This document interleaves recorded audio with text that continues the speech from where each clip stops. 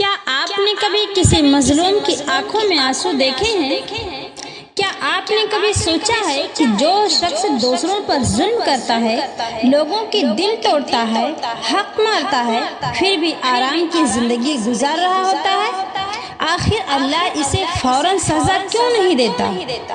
آج کتنے ہی مظلوم راتوں کو جاگ کر روتے ہیں، کتنی ہی مائیں اپنے بچوں کے لیے دعائیں کرتی ہیں، کتنے ہی بے گناہ انصاف کے انتظار میں ہیں، اور دوسری طرف ظالم ہنستا ہوا نظر آتا ہے۔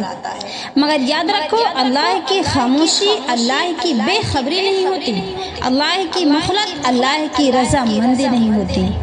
وہ رب جو ایک آنسو کا حساب رکھتا ہے، وہ مظلوم کی ایک آہ بھی نہیں بھولتا۔ آج کا یہ بیان آپ کی آنکھیں نم کر دے گا اور دل کو ہلا کر رکھ دے گا، کیونکہ آج ہم جانیں گے کہ اللہ ظالموں کو مہلت کیوں دیتا ہے اور مظلوموں کا بدلہ اللہ خود کیسے لیتا ہے۔ آخر تک ضرور سنیں، کیونکہ شاید اس بیان میں آپ کے دل کے سوالوں کا جواب موجود ہو۔ میرے محترم بھائیوں بہنوں اور عزیز بزرگوں، آج کا موضوع ہے اللہ ظالموں کو مہلت کیوں دیتا ہے، اور اس کے ساتھ یہ حقیقت کہ مظلوموں کا بدلہ اللہ خود لیتا ہے۔ اکثر لوگ یہ سوال کرتے ہیں کہ جب دنیا میں ظلم بڑھ جاتا ہے، جب کسی بے گناہ پر زیادتی ہوتی ہے، جب کسی کا حق مار لیا جاتا ہے، جب مظلوم راتوں کو روتا ہے، تو اللہ فوراً ظالم کو پکڑ کیوں نہیں لیتا؟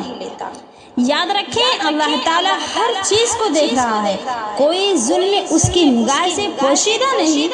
قرآن کریم میں اللہ تعالیٰ فرماتا ہے، اور تم ہرگز یہ گمان نہ کرو کہ اللہ ظالموں کے اعمال سے غافل ہے۔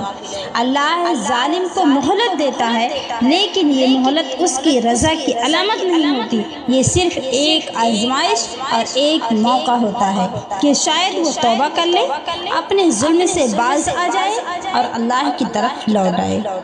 رسول اللہ صلی اللہ علیہ وسلم نے فرمایا کہ بے شک اللہ ظالم کو مہلت دیتا ہے، یہاں تک کہ جب اسے پکڑتا ہے تو پھر چھوڑتا نہیں۔ بعض اوقات ہم ظالم کو خوشحال دیکھتے ہیں، اس کے پاس دولت بھی ہوتی ہے، طاقت بھی ہوتی ہے اور عزت بھی نظر آتی ہے، لیکن حقیقت میں وہ اللہ کی گرفت کی طرف بڑھ رہا ہوتا ہے۔ ظالم کی کامیابی وقتی ہوتی ہے، جبکہ اللہ کا انصاف ہمیشہ کے لیے ہوتا ہے۔ میری عزیز ماں اور بہنوں، تاریخ گواہ ہے کہ کتنے بڑے بڑے ظالم آئے اور مٹ گئے۔ فرعون اپنے آپ کو خدا کہتا تھا، لیکن ایک دن سمندر میں غرق کر دیا گیا۔ نمرود اپنی طاقت پر گھمنڈ کرتا تھا، لیکن ایک معمولی مچھر سے اس کی ہلاکت کا سبب بن گیا۔ یہ اللہ کا قانون ہے کہ ظلم زیادہ دیر تک قائم نہیں رہ سکتا۔ اب سوال یہ ہے کہ مظلوم کیا کرے؟ مظلوم کو صبر کرنا چاہیے، اللہ پر بھروسہ رکھنا چاہیے اور اپنی فریاد اللہ کے سامنے پیش کرنی چاہیے، کیونکہ مظلوم کی دعا اور اللہ کے درمیان کوئی پردہ نہیں ہوتا۔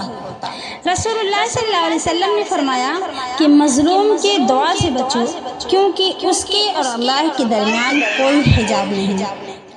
کتنے ہی لوگ ایسے گزرے ہیں جنہوں نے کسی کا دل دکھایا، کسی پر ظلم کیا، کسی کا حق مارا، اور پھر ایک دن اللہ نے انہیں ایسی جگہ سے پکڑا جہاں سے انہیں گمان بھی نہ تھا۔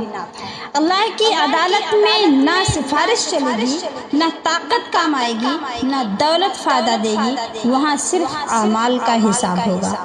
اس لیے اگر ہم کسی پر ظلم کر رہے ہیں تو آج ہی توبہ کر لیں، کسی کا حق دبایا ہے تو واپس کر دیں، کسی کا دل دکھایا ہے تو معافی مانگ لیں، اور اگر ہم مظلوم ہیں تو مایوس نہ ہوں، اللہ کی مدد ضرور آتی ہے، اگرچہ دیر نظر آئے لیکن اندھیر نہیں ہوتا۔ اور یاد رکھیں، ظالم وقتی طور پر ہنس سکتا ہے، لیکن اس کا انجام خوفناک ہوتا ہے، اور مظلوم وقتی طور پر رو سکتا ہے، لیکن اس کا بدلہ اللہ خود لیتا ہے۔ اللہ تعالی ہمیں ظلم سے بچنے، مظلوموں کا ساتھ دینے اور انصاف پر قائم رہنے کی توفیق عطا فرمائے۔ آمین وآخر دعوانا الحمدللہ رب العالمین۔ السلام علیکم ورحمۃ اللہ وبرکاتہ۔